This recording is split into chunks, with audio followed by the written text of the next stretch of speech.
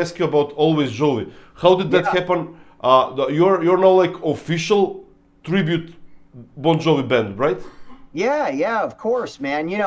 Bon Jovi has been Kiss, Van Halen, Bon Jovi, Def Leppard, the biggest influences in my career. And John Bon Jovi's been a lifelong, almost 40 years of friendship. He was the first rock star to get behind me and Trickster back in 1986. Before Slippery When Wet took off, we gave him our demo tape and he called us and got behind us. And he was the one who introduced us to Snake and Rachel and Scotty from Skid Row, and they became like our big brothers. And he told them, make sure you take care of Steve and the Trickster guys. But um, you know, it goes back to the important moments of my life with Bon Jovi, and they're probably the concert when they were on tour opening up for Rat in 1985. It was one of those life changing moments for me because it was on the 7800 tour and it was Rat Invasion of Your Privacy at the Meadowlands Arena in New Jersey, still one of the greatest rock shows ever. And I remember that was my first time seeing Bon Jovi. And I remember just being like, oh my God, this is it. It was everything. It had elements of Van Halen. It had elements of Journey. It had elements Brian Adams and Kiss even. And it was a Def Leppard. It was everything that I loved about what was going on in the 80s rock. And of course, it was the Jersey guys. So it was like your hometown heroes. And I remember watching them and first, I had three big impressions that night that changed my life forever. Seeing John at that point, he was the coolest fucking looking rock star in rock and roll. He had the best hair. That he was like the first guy who had the frosted tips.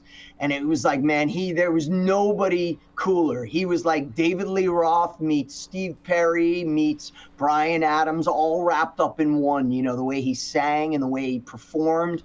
And then the band was so incredible because they were having fun. They were smiling so much. It was kind of like the Van Halen thing. It was like they were bringing a party on stage. Yeah. And then thirdly, the most important thing that struck me that night and had a forever impact on me was seeing Richie Sambora live for the first time. And that was the moment watching them, probably by three songs in, I was in awe of him as a performer, as a guitar player, but most importantly, as a singer.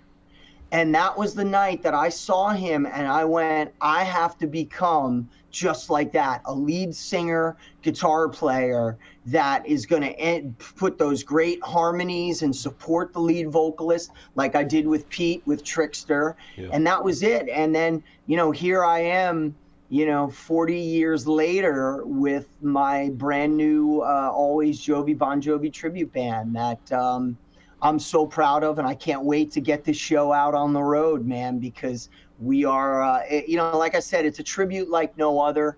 What we're going for will Always Jovi. What I set out to do is, of course, it's a tribute, and to be able to do it pitch perfect, note perfect, make it sound like the way they did in the 80s and 90s at their best, doing the best songs, some deep cuts, some stuff that I don't even think, they've played in 40 or 50, 40 years. So it's going to be really cool. I have a great band, Joey Casada's in it on drums. I have our X factor in the band is our female singer, Devin Marie, who's been with me for a couple of years in various things. And she was Debbie Gibson's background singer for the last 15 years. And so she adds a completely different element because we're able to do Who Says You Can't Go Home. And she's able to put these unbelievable harmonies on, which in the promo videos people see.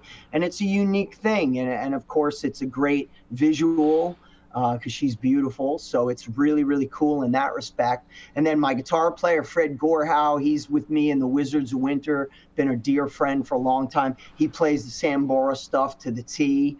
And that's the most important thing, that we're doing the music justice. You know, I got Chris McCoy on keyboards, who played with me with Tokyo Motor Fist live a couple times. He played with Trickster as well. And Kevin Humphries, who has been with me for a long time, playing in various different bands. We played in a Van Halen tribute band about 10 years ago, 15 years ago together. And, you know, it's just so much fun. And, you know, we're different than all the other tribute bands that I've seen, because first and foremost, we're not doing the look-alike thing. I'm not Yeah. wearing a blonde wig. You know, in the States, tribute bands have become very, very big, and there's a couple of them. My good buddy Greg Smith, who I was in Tokyo Motor Fist with, he's in a great Journey band called Voyage. And they're like the top Journey band in America, with Robbie Hoffman, who's Extreme's manager. You know, these guys are brothers of mine, and they've been helping me. And you know, the goal was to be able to make this band be, you know, where people close their eyes and go, is that Bon Jovi from 1989? You know, because that's what I'm going for. You know, lyrically, I've spent, and melodically and vocally spent so much time to match Yeah. John's tone in every inflection.